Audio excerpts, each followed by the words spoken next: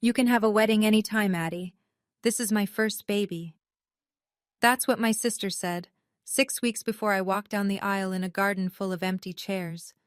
She said it like she was choosing between brunch spots, like my wedding day was something I could reschedule around her convenience. So she booked her baby shower on the same day, same hour, and one by one, my entire family followed her, my mom, my aunts, my cousins, even my dad, the man who held my hands and promised he'd walk me down the aisle. He chose finger sandwiches at a country club over his own daughter's vows. 7 people showed up to my wedding. 417 messages showed up the moment they realized what they'd missed. Before I go on, if this story hits close to home, take a moment to like and subscribe, but only if you genuinely connect. Drop a comment with where you're watching from and your local time. My name is Adeline Farrow. I'm 28. And now, let me take you back to 6 months before my wedding, to the Thanksgiving dinner where my father looked my husband in the eye and told him he'd never amount to anything. In the Farrow family, there was one rule nobody said out loud. Everything revolved around my sister, Colette. My father, Richard Farrow, spent 31 years as a branch manager at a regional bank in Hartford. Respectable, steady, the kind of man who wore the same 3 ties on rotation and called that discipline. My mother, Diane, stayed home, hosted book clubs, and made sure the house in Glastonbury always looked the part.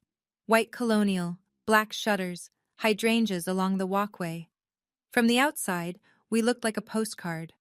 From the inside, the math told a different story. Colette married Brett Whitfield 5 years ago. The Whitfields own a commercial real estate company in Fairfield County, or at least they did. At the time, Brett was golden. He bought Colette a Lexus SUV, a Cartier love bracelet, and, more importantly, he bought my parents' loyalty. Brett paid the mortgage on the Glastonbury house. He gave my mother a supplementary credit card. He funded the new kitchen renovation.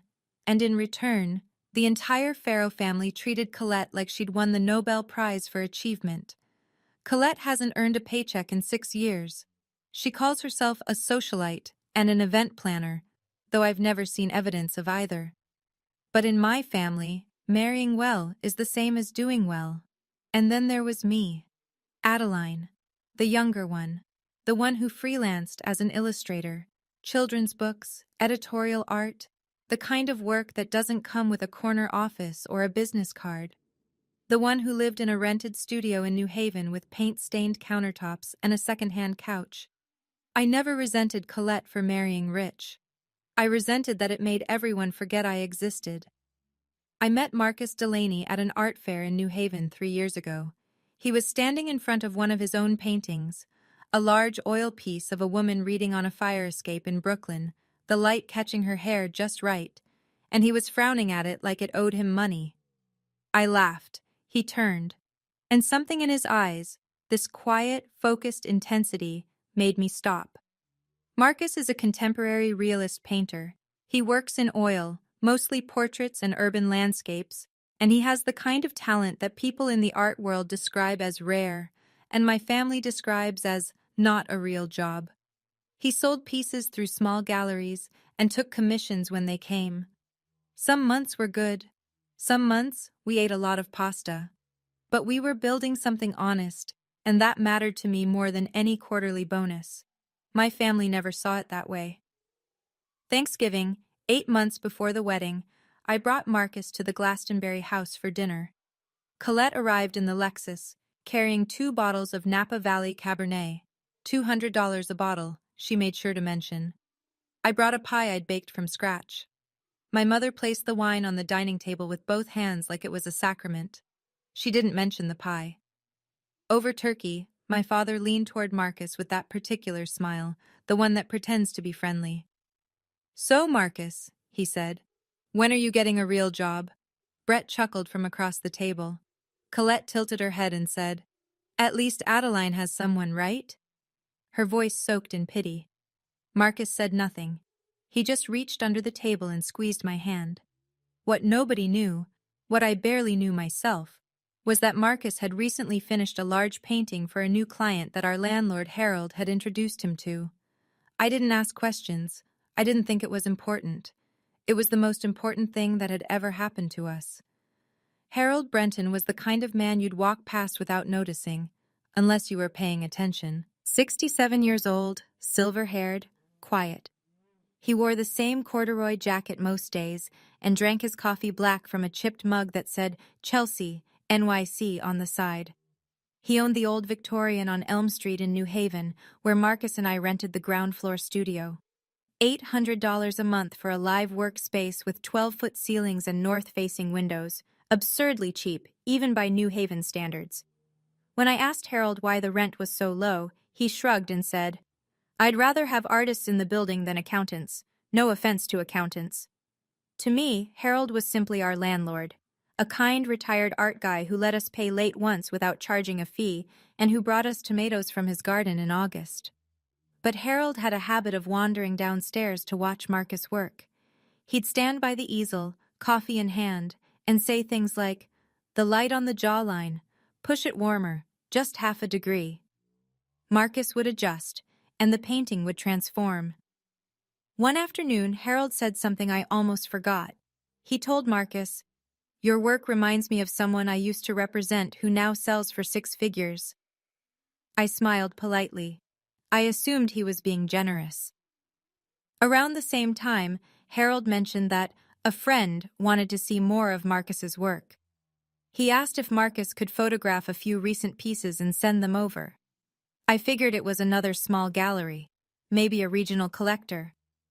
"The world has a funny way of finding real talent, Adeline," Harold said to me one evening when I was washing brushes in the sink.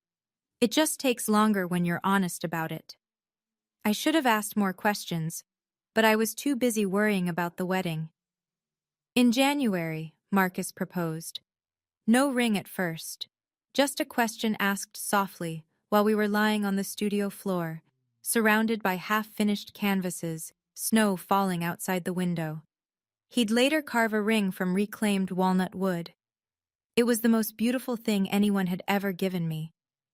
I called my parents that weekend to share the news. We'd set the date, June 14th. A small garden ceremony at a venue near Mystic, Connecticut. Nothing extravagant. 42 guests, wildflowers, an arch Marcus was building from salvaged wood. My father's first response was, "June 14th, let me check." Not congratulations.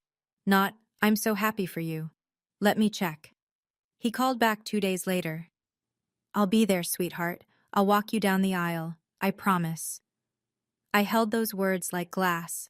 My mother asked, "That's nice, honey. How much is it costing?" She didn't ask about my dress. She didn't ask about flowers. She didn't ask if I was happy. Colette sent a text. Just one. "Congrats. Let me know if you need help with anything." Then, silence. No follow-up. No phone call. No offer to help plan, taste cakes, or pick a venue. From the sister who styled herself as an event planner, this was conspicuous. Marcus and I did everything ourselves. I designed the invitations by hand, watercolor wildflowers on cream cardstock, each one slightly different. I thought about Colette's wedding 5 years earlier. 300 guests, gold foil invitations, a 12-piece band. But I loved our invitations. They were ours. I should have known something was wrong when Colette didn't argue about the date. She always has an opinion about everything. This time, she said nothing. And silence, from my sister, is never a good sign. 3 weeks before the wedding, I got a phone call from my Aunt Patricia, my mother's older sister, the family's designated gossip. And she said something that knocked the breath out of me. "Honey, are you going to Colette's shower too, or just the wedding? They're the same day, right?" I stood in the kitchen holding a paintbrush, turquoise dripping onto the floor. "What shower?" "The baby shower. June 14th, at the club in Greenwich. Didn't you get the invitation?" I had not gotten the invitation. I called Colette. She answered on the third ring, her voice bright and rehearsed. "Oh my God, Addie, I didn't realize. The venue Brett booked only had June 14th available. It's a whole thing with the caterer and the rental company. I can't move it now. But your wedding is in the afternoon, right?" Maybe people can do both? My wedding was at 3 p.m. in Mystic. Colette's baby shower was at noon in Greenwich, an hour and a half away, minimum. No one could do both. She knew that. I knew that. The laws of geography knew that. The baby shower would be held at the Greenwich Country Club, valet parking, catered by a French restaurant in Stamford, monogrammed gift bags at every seat. Colette had told me the details as though she were describing someone else's event. As though it were unavoidable. An act of God. But here's the thing that settled in my stomach like a stone. When I checked with Aunt Patricia, she confirmed that Colette had sent the baby shower invitations 2 weeks before I mailed my save the dates. 2 weeks before. She'd known my wedding date for months. She chose it anyway. Addie, I'm so sorry, Colette said, her voice sweet as arsenic. But this is my first baby. You understand, right? You can have a wedding anytime. I called my mother first. Mom, you know my wedding is that day. A pause. The kind of pause that already contains the answer. I know, honey, but Colette really needs the family there. It's her first grandchild for your father and me. Can't you, maybe postpone a few weeks?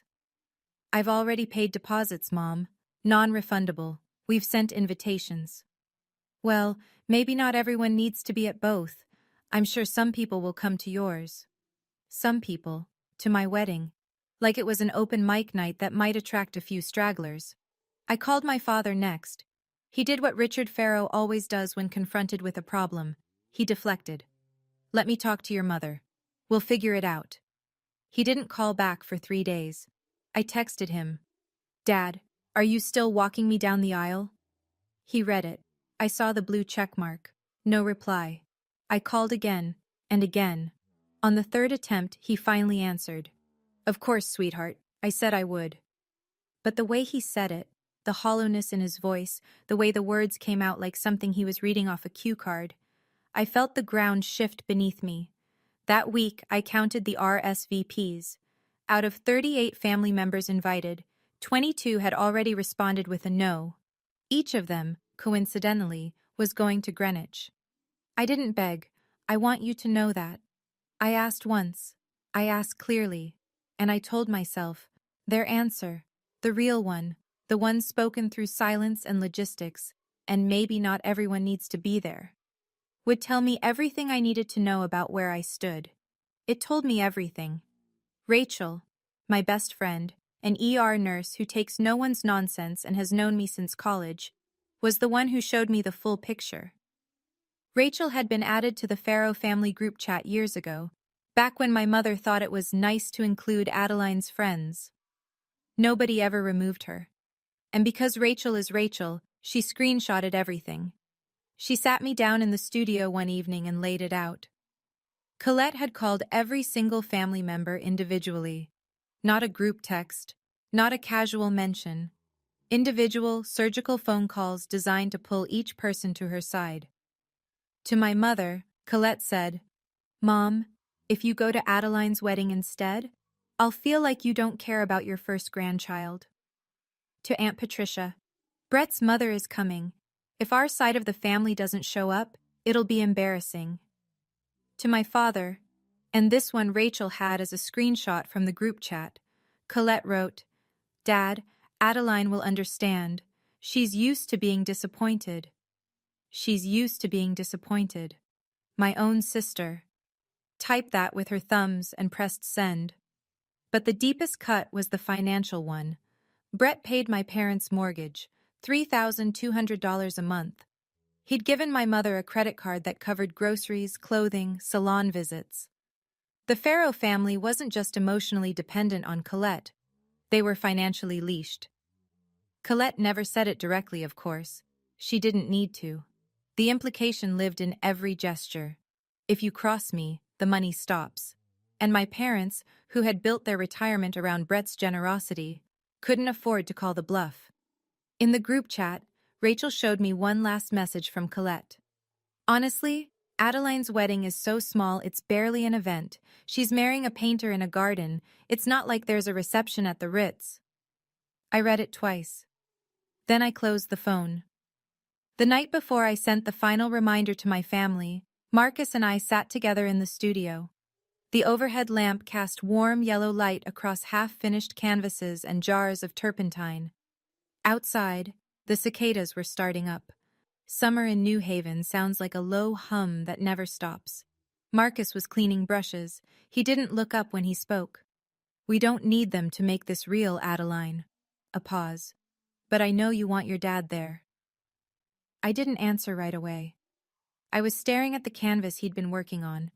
A lone chair in an empty room, light pouring through a window. It wasn't meant to be about me, but it was. That night, I composed one final message. A group text to every family member who'd been invited. No guilt trips, no desperation, just the facts. Date, time, address, directions. And at the end, one line. "I hope to see you there." I pressed send at 10:47 p.m. Not a single person replied. The next morning, Rachel called from Chicago. She'd already booked a flight. "I'll be there," she said. "I'll always be there." She didn't ask about the others. She already knew. June 14th was 12 days away.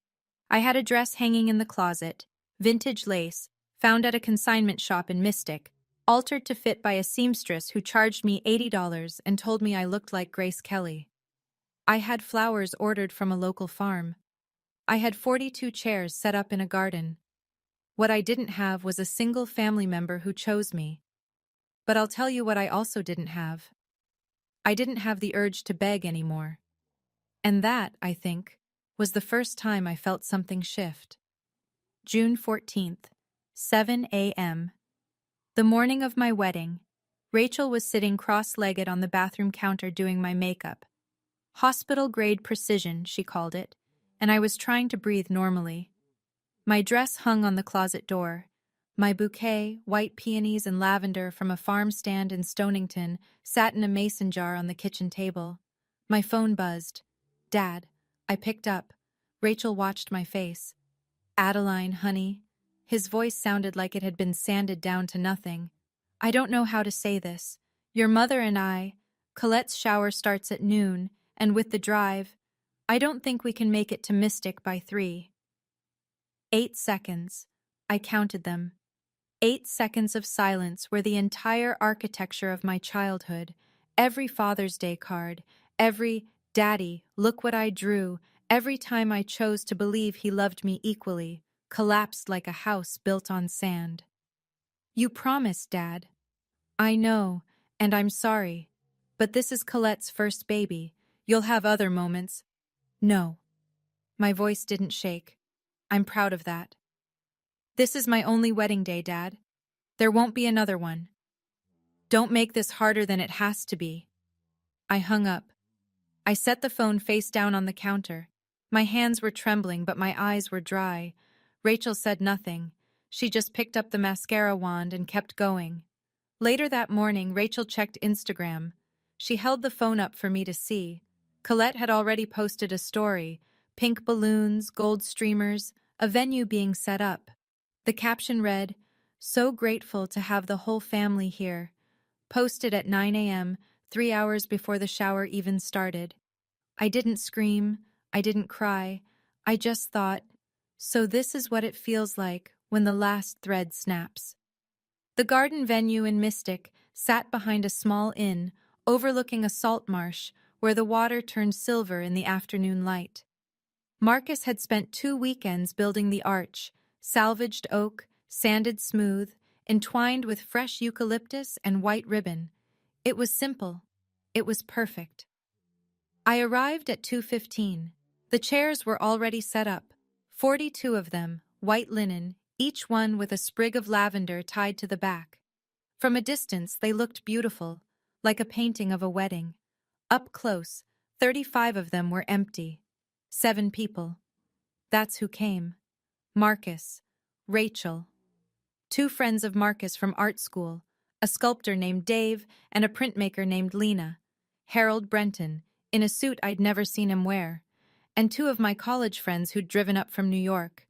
7 people in 42 chairs. The wind moved through the empty rows and rustled the lavender like it was trying to fill the silence. I stood at the end of the aisle in my thrift store dress, vintage lace, ivory, tea-length. The seamstress had been right. It fit like it was made for me. But standing there alone, without a hand to hold, without a father at my side, I felt every single empty seat like a bruise. The string quartet, just two girls from the local college, violin and cello, began to play. Pachelbel's canon. The sound floated out over the marsh. Rachel stepped toward me. "I can walk you down." I shook my head. "No, you're my maid of honor. You belong up there with Marcus." I turned to face the aisle. Marcus was standing at the other end, and even from here, I could see his eyes were red. I was about to take the first step alone. Then I heard footsteps behind me. Heavy, deliberate, steady.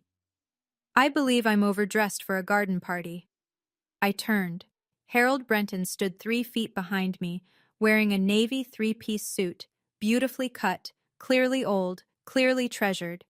A pale blue pocket square, and silver cufflinks that caught the light. I'd later noticed the engraving on them. B.G. Brenton Gallery. But in that moment, all I saw was the steadiness in his eyes. "But if you'd let an old man have the honor," he said, and extended his arm. Something broke open in my chest. Not the sharp kind of breaking, the kind where light gets in. I looked at this man, our landlord, our neighbor, the quiet figure who drank black coffee in our studio and told Marcus to push the light warmer by 1/2 degree, and I understood something I hadn't before. Harold wasn't just kind. He had been watching. He had been paying attention. He had shown up. "Harold, you don't have to." "I know I don't have to. I want to." His voice was calm, firm. "Your father should be here, but since he isn't, someone who actually values you should." I took his arm. We walked. The 7 people in those chairs stood up. Rachel already crying, Dave and Lena smiling, Marcus at the end of the aisle, pressing the back of his hand to his mouth. The ceremony lasted 12 minutes. Our officiant, a retired judge Marcus knew through a community art project, kept it short. We said our vows. Marcus had written his on a piece of canvas primed in gesso. I'd written mine on the back of one of my illustrations. We both cried. We both laughed. 7 people clapped. And in that garden, on that June afternoon, it was enough. It was more than enough. I'm going to pause here for a second. If Harold stepping in made your chest tighten the way mine did that day, you already know why this story matters. My father had 30 years to show up for me. Harold had known me for 2. But he was there. If you've ever had someone unexpected fill a space that family left empty, tell me about it in the comments. I read every single one. And if you want to see what happens next, because trust me, the story doesn't end at the altar, stay with me. After the ceremony, we held the reception in the same garden. There was no ballroom, no DJ, no 5-tier cake. We ordered pizza from a place in downtown Mystic. Rachel had brought 3 bottles of wine. Nothing fancy, just something she loved. Dave connected his phone to a portable speaker, and we danced on the grass until the fireflies came out. It was joyful. It was imperfect. It was ours. But when the music faded and Marcus was helping Dave fold up tables, I sat down on one of the empty chairs and opened my phone. 0 messages from my family. Not a single one. No congratulations. No sorry we couldn't make it. No thinking of you today. Nothing. As though the event hadn't happened. As though I hadn't happened. I opened Instagram. I knew I shouldn't. But I did. Colette had posted 14 photos. The Greenwich Country Club. Pink and gold balloons. A dessert table that probably cost more than my entire wedding. Aunt Patricia laughing with a glass of champagne. Uncle Tom holding a gift bag. And my father, standing beside Colette, his hand resting on her belly, grinning. The last photo was a selfie. Colette in the center, glowing, surrounded by faces I'd invited to my wedding. The caption read, "Surrounded by love. Family is everything." Family is everything. She typed that while I was saying my vows to 7 people and a row of empty chairs. I zoomed in on one of the background images, a group shot near the bar. Brett was in the far corner, turned away from the camera, phone pressed to his ear, jaw tight. He looked stressed. It struck me as odd at a celebration, but I filed it away and didn't think about it again. Not then. That night, back in the studio, Marcus and I lay on the old futon that doubled as our couch. The windows were open, and the sound of crickets poured in like music. We'd taken the lavender from the chairs and put it in jars all over the apartment. It smelled like the wedding had followed us home. Marcus stared at the ceiling. His hand was in mine. "I married the most talented, most stubborn, most beautiful woman I've ever known," he said. "In a garden, with 7 witnesses." He turned to face me. "And I wouldn't trade it for a ballroom with 300. I tried to smile. I almost made it. I keep thinking, maybe if I'd tried harder. Called one more time. You called enough." His voice was gentle but final, like a door closing on a room I didn't need to enter. "You called more than enough, Adeline." It hit me then. Not the sadness for myself, but the sadness for him. Marcus had stood at the end of that aisle, watching his bride walk toward him with a 67-year-old landlord because her own father couldn't be bothered. He deserved a family cheering for us. He deserved better than empty chairs. "You deserved a real wedding," I whispered, "with a family cheering for us." "This was a real wedding," Marcus said. "Harold was there. Rachel was there. That's more family than blood gave you today." I cried then, quietly, into his shoulder. Not because I was broken, but because I was tired of holding it all upright. I didn't know it then, but Marcus had a secret. Something Harold had helped him with over the past several months. Something he'd deliberately kept from me so our wedding day wouldn't be about money. Something that would change everything within weeks. A week passed, then another. Not a single member of my family reached out. On day 8, I sent one final message. I typed it carefully, read it 3 times, and pressed send. "Thank you for your silence. It told me everything your words never could. I won't be reaching out again. If you want to talk, you know where to find me." My mother replied 2 days later. "Adeline, don't be dramatic. We love you. Colette's shower was just bad timing." No apology, no acknowledgement, just the word dramatic, the Farrow family's favorite weapon against anyone who dares feel things out loud. I didn't respond. I muted the group chat, and I turned my attention to the only thing that had never let me down: the work. Marcus was painting again. Something new, something I hadn't seen from him before. He'd started a series he called The 7th Chair. Large format oils exploring absence in intimate spaces. A dinner table set for 8 with one chair slightly pulled back, untouched. A church pew, empty except for a folded program at one end. A row of white linen chairs in a garden, lavender on each one, 35 of them holding nothing but air. I knew what the paintings were about. He didn't need to explain. One afternoon, Harold came downstairs to see the work. He stood in front of the garden piece for a long time, his coffee going cold in his hand. Then he pulled out his phone and typed something. He didn't say who he was texting. I didn't ask. I stopped waiting for an apology that would never come, and I started building a life that didn't need one.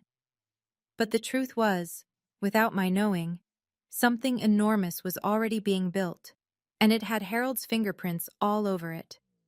2 weeks after the wedding, Harold invited Marcus and me upstairs for coffee, not the usual "stop by if you want," an actual invitation. He'd set out 3 mugs, a French press, and a cardboard box on the kitchen table. "Sit down," he said. "There's something I should have told you a long time ago." He opened the box. Inside were catalogs. Exhibition catalogs from Brenton Gallery, Chelsea, New York City. There were articles clipped from Art News and Art Forum, photographs of Harold standing beside artists at openings, people I recognized from museum walls. I ran Brenton Gallery for 22 years, Harold said, setting a catalog in front of me. The cover showed a painting I'd seen reproduced in textbooks. I represented 43 artists during that time. 7 of them are now in the Whitney Permanent Collection. I stared at him. The quiet man in the corduroy jacket, the landlord who charged us $800 a month and told us to push the light warmer. You never told us, I said. You never needed to know. Harold folded his hands. I wanted to be sure about Marcus first. I've spent my whole career learning the difference between competent and extraordinary. Marcus is extraordinary. Then he told us the rest. 6 months earlier, before the engagement, before the wedding, before any of it, Harold had sent photographs of Marcus's work to Victor Ashland. Victor Ashland, the private collector whose holdings included works by Richter and Hockney, whose name appeared in every major auction catalog in the Western world. Victor had purchased one piece immediately, $85,000. I looked at Marcus. He nodded slowly, and I saw it, the thing he'd been carrying. I was going to tell you after the wedding, he said. I didn't want it to overshadow our day. Over the next several days, the full scope of what Harold had set in motion became clear. Victor Ashland's attorney contacted Marcus with a formal proposal, an art commission agreement for 12 original paintings to be completed over the following 18 months for Victor's private collection. Total contract value, $450,000, payable in installments tied to delivery milestones. Every term was laid out: payment schedule, intellectual property provisions, insurance during transit. It was the kind of contract that artists spend entire careers dreaming about and never see. Attached to the agreement was a separate letter from the director of Caldwell Gallery on West 25th Street in Manhattan, one of the most respected galleries in the country for contemporary realism. They were inviting Marcus to hold a solo exhibition. The centerpiece would be the 7th Chair series. Marcus and I drove to New York to sign the papers at the attorney's office on Park Avenue. I sat in a leather chair and read every page. The numbers blurred. My hands were shaking, but not from fear. This is more money than my father earned in 5 years at the bank, I said quietly. Harold, who had come along for the signing, placed his hand on the table. And it's just the beginning. Victor doesn't invest in artists lightly. He's building a relationship, not buying a product.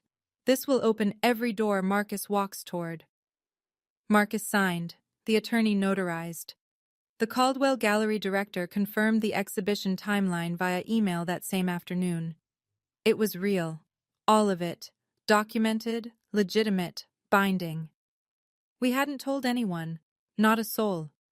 My family still thought Marcus was a man who painted for fun and couldn't pay rent without my freelance income. They had no idea what was about to change. A week later, Victor Ashland called Marcus directly. I was in the studio when Marcus put it on speaker. Not intentionally, but because his hands were covered in cadmium yellow. Victor's voice was warm, unhurried, the kind of voice that belongs to someone who hasn't been in a rush since 1997. Marcus, I understand you and your wife didn't get the wedding trip you deserved. My yacht, the Meridian, is in Monaco next month. I'd like you both to spend 10 days on board. Consider it a thank you for the first 3 paintings. The Meridian. I'd learn later that it was a 180-foot motor yacht that Victor kept in the Mediterranean through the summer. He used it to host artists, curators, and collectors. It was as much a floating salon as it was a boat. Marcus, we can't accept that, I whispered, covering the phone. He looked at me, then at the canvas, then back. Harold says Victor does this for every artist he commissions. It's how he builds relationships. It's professional, not charity.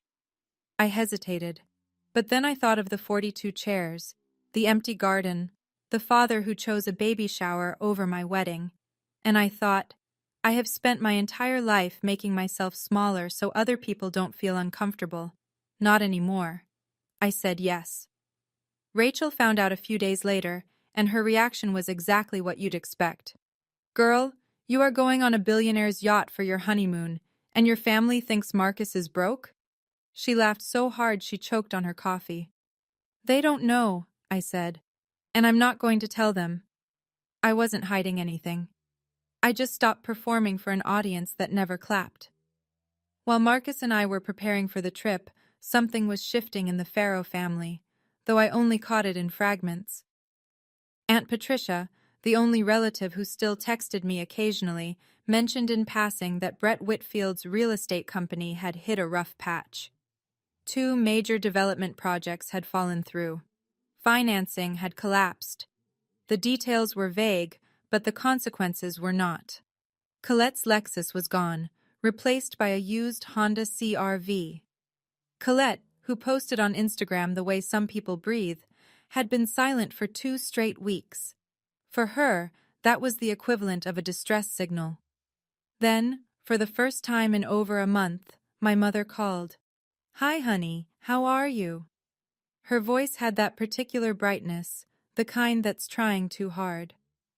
"Listen, do you and Marcus want to come to dinner this Sunday? Your father grilled last weekend and it was lovely. We'd love to see you." I leaned against the studio wall. "I'm busy, Mom." "Oh, okay." A pause. "Well, your father says hi." I hung up and stood there for a minute, phone warm in my hand, feeling the familiar weight of it. I knew exactly why she'd called. When Brett's money was flowing, I didn't exist. Now that it was drying up, the Farrow family was suddenly rediscovering their younger daughter. What none of them knew, what I didn't fully understand yet myself, was that 3 weeks later, a single photograph would make Brett Whitfield's money look like pocket change. I packed a suitcase. Marcus packed his sketchbooks. We flew to Nice on a Tuesday morning in July, and when we boarded the Meridian, I looked out at the Mediterranean and thought, this is what it feels like when the world finally catches up to you. The Meridian was not a boat. It was a floating cathedral.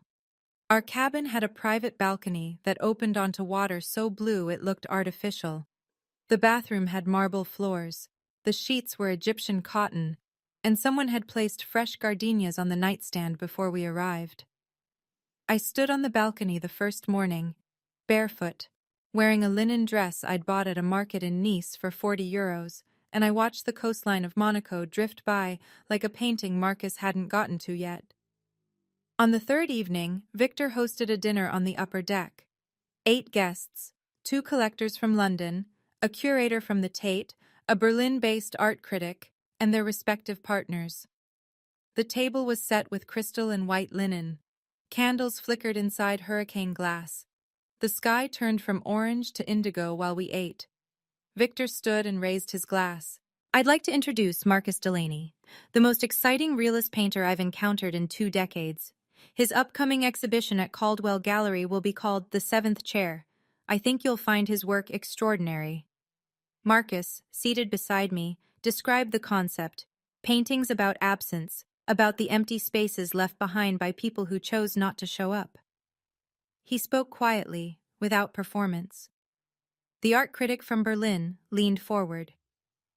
"This has Biennale potential," he said, and the table murmured in agreement. I sat next to my husband, silent, my hand resting on his knee. For the first time in my life, I was surrounded by people who recognized the value of what Marcus and I had built, not despite its quiet origin, but because of it. Before dessert, Victor found me alone by the railing. "Your husband is gifted," he said. "But I think you already knew that, long before anyone else did." "I did," I said. "Thank you for seeing it too." On the last evening aboard the Meridian, I did something I almost never do. I posted a photo on Instagram. I'm not a social media person. My account had maybe 200 followers, friends, a few illustration clients, some college acquaintances. I hadn't posted in months. But that evening, as the sun dropped below the Mediterranean and the light turned the water to gold, Marcus wrapped his arms around me from behind, and Rachel, who'd been texting me relentlessly for photos, wasn't the only reason I pulled out my phone. I wanted a record, not for anyone else, for me. The photo, Me standing at the bow of the Meridian, wearing a white silk dress I'd found in a boutique in Nice. Marcus behind me, his chin resting on my shoulder. The Monaco coastline in the soft distance. On the table beside us, a glass of champagne and, half visible, the Caldwell Gallery exhibition catalog with Marcus's name on the cover. I wrote the caption in under 10 seconds. Honeymoon with my husband. Grateful for the people who showed up.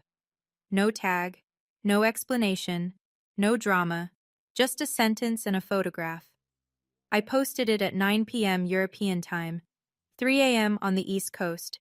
Then I put my phone in the nightstand drawer, kissed Marcus goodnight, and went to sleep listening to the water move against the hull. When I woke the next morning, I reached for my phone out of habit. The screen was a wall of notifications. I had to scroll for nearly a full minute to see the bottom. 417 missed calls and text messages. The same family that couldn't send one text on my wedding day suddenly had a lot to say about where I'd spent my honeymoon. 417. That's not a typo. I'll let that number sink in for a second. The same family that couldn't send one text on my wedding day suddenly had a lot to say when they saw where I was. If you're still watching, first of all, thank you. And second, what would you have done? Would you have answered those calls, or would you have let them ring? Tell me in the comments. Now, let me tell you what those messages actually said. I sat on the edge of the bed and scrolled through the messages the way you'd read an autopsy report, clinically, slowly, letting each one land. My father. 23 missed calls, 11 text messages. The first, Adeline, whose yacht is that? Then, call me back. Then, I didn't know Marcus was doing this well. Why didn't you tell us?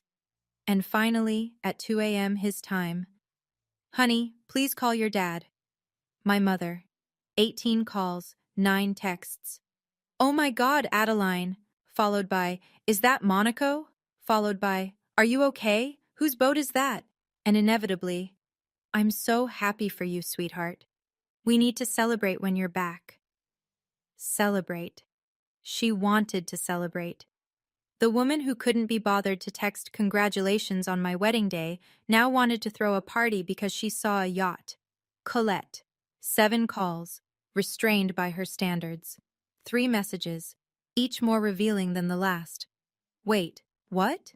Then, is Marcus's art actually selling? And finally, Adeline, we should talk. Call me.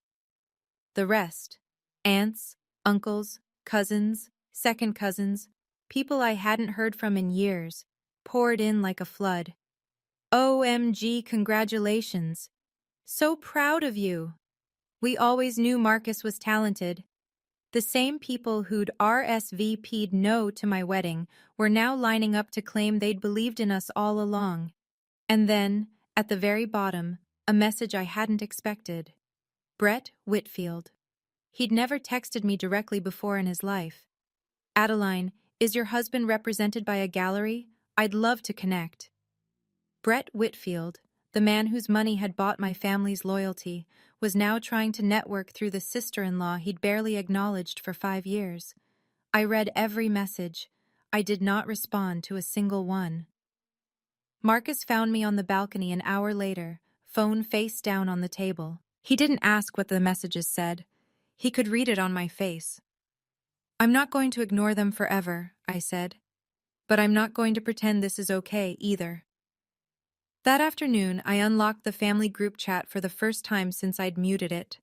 I typed one message, I revised it twice, then I sent it. Thank you for your messages. Marcus and I are doing well. For those who are curious, Marcus signed a major art commission 6 weeks ago. The yacht belongs to his patron, Victor Ashland. Our honeymoon was a gift. I want to be honest. I won't pretend that your absence on June 14th didn't hurt. It did. Deeply. My father promised to walk me down the aisle and chose not to. My mother chose a baby shower over her daughter's wedding. My sister scheduled her event on my wedding day deliberately. I'm not angry, but I need space. When I'm ready to talk, I'll reach out. Please respect that. I pressed send, then I put the phone in the drawer again. For 4 hours, Nobody replied. I imagine they were reading it in clusters, gathered around someone's kitchen counter, passing the phone, rereading it, looking at each other in the particular silence of people who've been caught. My father called at 8 p.m. I didn't answer. An hour later, Colette posted an Instagram story, a photo of a beautifully set dinner table, warm lighting, wine glasses. The caption, "Family dinner tonight, missing one." Missing one. As though I had simply failed to attend. As though I were the one who'd left. Some people never stop rewriting the story, even when the whole room already knows the truth. 3 weeks after we returned from Monaco, Caldwell Gallery issued the press release. Marcus Delaney, the 7th Chair, Solo Exhibition. It went out to every major art publication in the country. Art News ran a preview. ArtNet picked it up the same day. And then the one that mattered most. A feature in the New York Times Arts section, with a photograph of Marcus standing beside the centerpiece of the show. The painting, a garden rendered in luminous afternoon light, an arch of salvaged wood threaded with eucalyptus, 42 white chairs with lavender on each, stretching in neat rows across a green lawn. 7 of them held figures, warm, alive, painted with the tenderness Marcus reserves for people he loves. The other 35 were empty. Sunlight fell across the vacant seats like a question nobody wanted to answer. The title, June 14th. Price, $120,000. Already sold. Victor had claimed it before the exhibition opened. The article noted that Marcus's work explores familial absence and emotional displacement with a specificity that feels both deeply personal and universally devastating. It mentioned Victor Ashland's private collection. It mentioned Brenton Gallery's legacy. It used the word extraordinary. On opening night, 200 people filled the gallery, collectors, curators, critics. Adeline stood beside Marcus in a simple black dress, watching strangers cry in front of paintings that were born from the worst day of her life. A reporter from the Times approached Marcus. The title, June 14th. Is it autobiographical? Marcus didn't hesitate. Yes, it was my wedding day.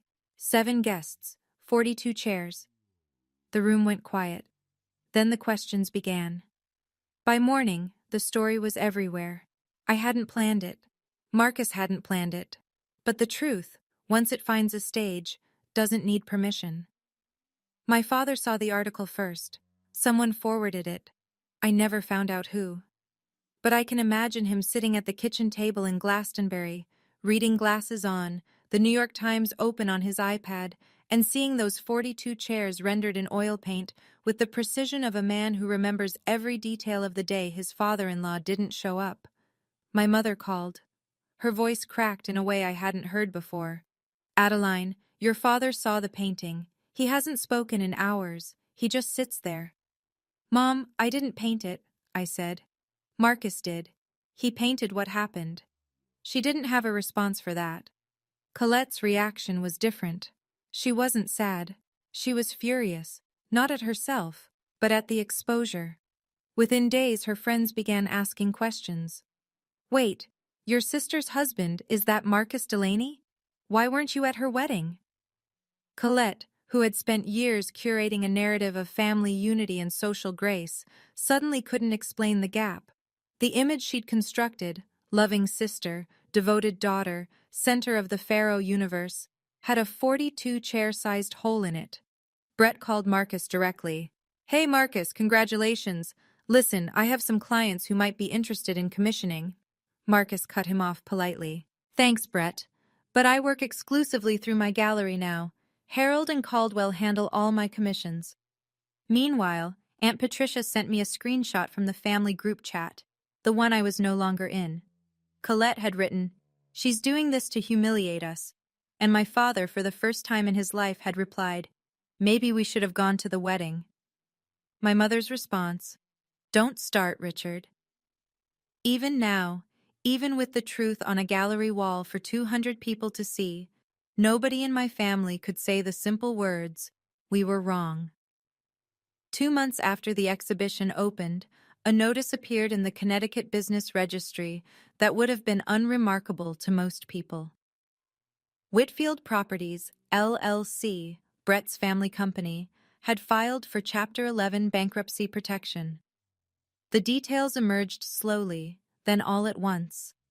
2 failed developments in Stamford, a construction loan default, creditors lining up. The company that had once made Brett the golden son-in-law of the Farrow family was now a name on a court filing. The consequences hit my parents within weeks. Brett stopped paying the mortgage on the Glastonbury house, $3,200 a month, gone overnight. My mother's supplementary credit card was canceled. Colette, who had never needed to think about money, began selling her jewelry through a luxury consignment site. The Cartier bracelet, a Tiffany pendant, pieces she'd once displayed like trophies. My father called me, the first time since the article. Adeline, I don't know how to say this. His voice was thin, tired. Your mother and we might lose the house. I know I have no right to ask, but is there any way? I let the silence sit. I think he needed to hear it. The same silence I heard on my wedding morning when he told me he wasn't coming. Dad, I said, I'm going to be honest with you. 6 months ago, you chose Colette's party over my wedding. You broke a promise. You let me walk down the aisle with our landlord because showing up for me wasn't worth the drive. I heard him breathing.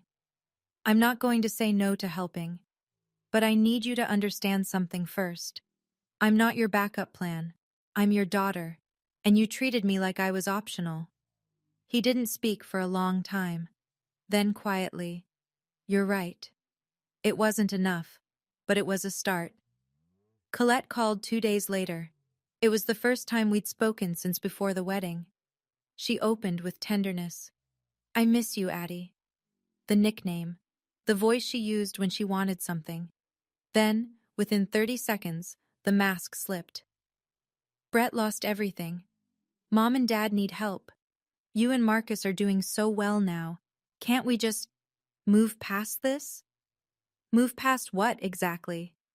I kept my voice even, not cold, just clear. You scheduled your baby shower on my wedding day. You called every family member and told them to choose you. You told Dad that I could have a wedding any time. Do you remember that? Silence. Then, I was pregnant, Adeline. I was hormonal and scared, and you were calculating.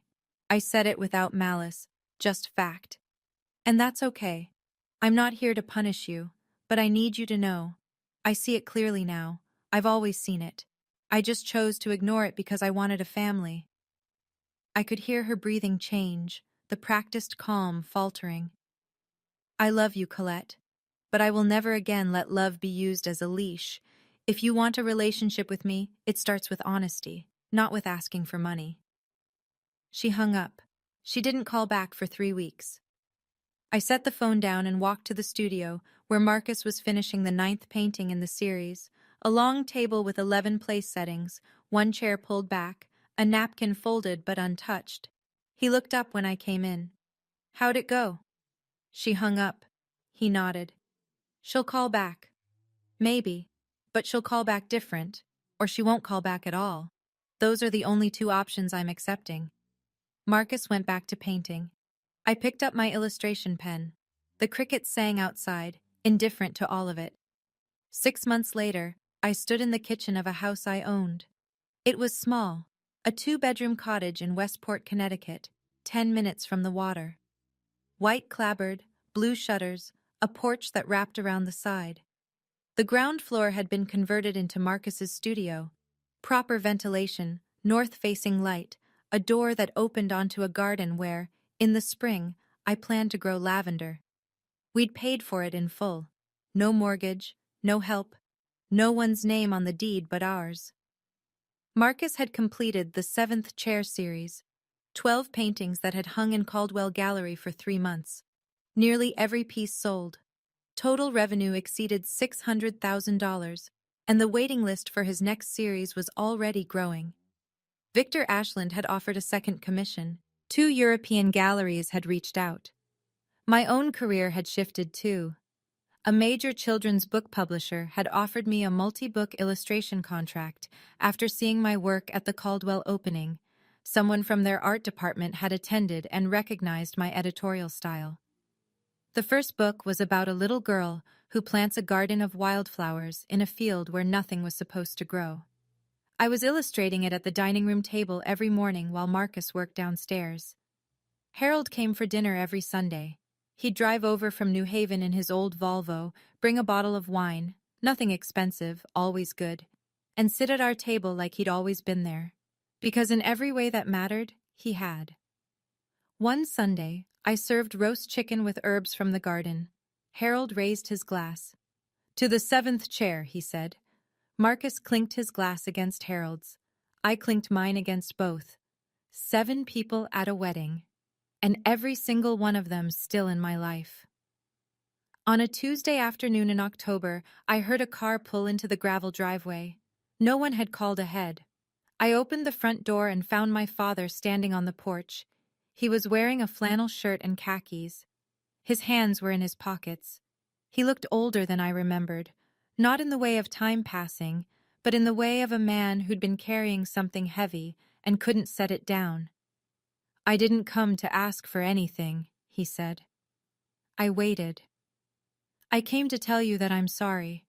Not the kind of sorry that expects forgiveness, the kind that knows it doesn't deserve it." He stood there in the October light, leaves drifting across the porch, and I could see he'd rehearsed this, not because it wasn't genuine, but because it was. He needed to say it precisely. "I sat in a country club eating finger sandwiches while my daughter got married with 7 people," he said. "I will carry that for the rest of my life." "I know, Dad." My voice was steady, quiet. "You can stay for coffee. Marcus just made a pot." He came inside. He walked slowly through the house, looking at everything. The studio downstairs, the garden visible through the back window, Marcus's paintings on the walls. In the hallway, he stopped. A small painting hung near the coat hooks. June 14th, study number 1. An early sketch in oil. 7 chairs occupied, 35 empty. My father stood in front of it for a long time. Then he reached into the bag he was carrying and pulled out a frame. Inside, a certificate. The Connecticut Statewide Art Award, dated 12 years ago. My name on it. The paper had yellowed. "I found it in the attic," he said. "It should have been on the wall 16 years ago." I took it from him, and I let him stay for coffee. People always ask me, "Did you forgive them?" The honest answer is that forgiveness isn't a single event. It's not a gift you hand over and then it's done. It's a bridge you build one plank at a time, and some days you're laying planks, and some days you're standing at the edge wondering if it's worth crossing. Colette eventually wrote me a letter. A real one, pen on paper, mailed with a stamp. It wasn't a perfect apology, but it contained the one sentence I'd been waiting years to hear. "I scheduled the shower on your day. It wasn't an accident. I was afraid that if your wedding went well, everyone would stop needing me." I read that line 4 times. Then I folded the letter and put it in my desk drawer. Not in the trash, not on the wall. In the drawer, where I could find it when I was ready. My mother calls once a week now. She asks about my work, about Marcus's paintings, about the garden. She doesn't ask for money. It's a small thing, but it's a true one. Brett and Colette live in a rented apartment in Stamford. Brett took a position at another firm, starting over.